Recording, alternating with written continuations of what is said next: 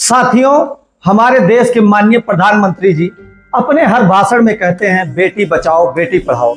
हमारे प्रदेश के माननीय मुख्यमंत्री योगी आदित्यनाथ जी भी लगातार बेटियों की सुरक्षा और सम्मान की बात करते हैं। लेकिन आज मैं गोंडा जिले के छपिया थाना क्षेत्र की एक ऐसी घटना को आपके सामने रखना चाहता हूं जो इन नारों और जमीनी हकीकत के बीच का फर्क दिखाती है। छपिया थाना क्षेत्र में एक बेटी के साथ छेड़खानी की घटना होती है।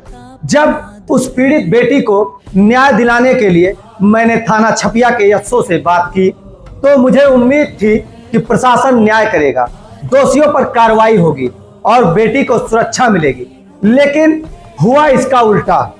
आज स्थिति यह है कि एक बेटी के लिए आवाज उठाना मेरे लिए भारी पड़ रहा है। मुझे फर्जी मुकदमे में फंसाने की तैयारी की जा रही है।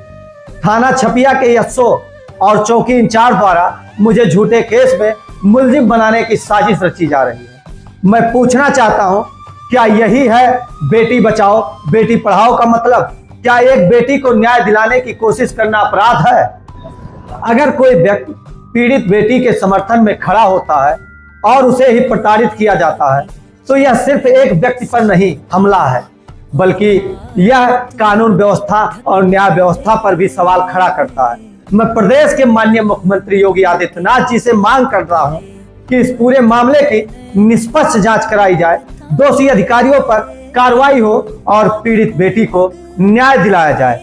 अगर पीड़ित बेटी को न्याय दिलाना गुनाह है, पीड़ित बेटी के साथ खड़ा होना गुनाह है, तो यह गुनाह मैं 100 बार करूंगा।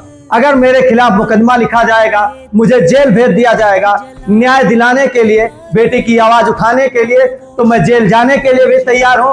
साथियों, जब तक समाज में बेटियों की सुरक्षा सुनिश्चित नहीं होगी तब तक बेटी बचाओ बेटी पढ़ाओ सिर्फ एक नारा बनकर रह जाएगा। हमें मिलकर अन्याय के खिलाफ आवाज उठानी होगी और सच का साथ देना होगा। धन्यवाद।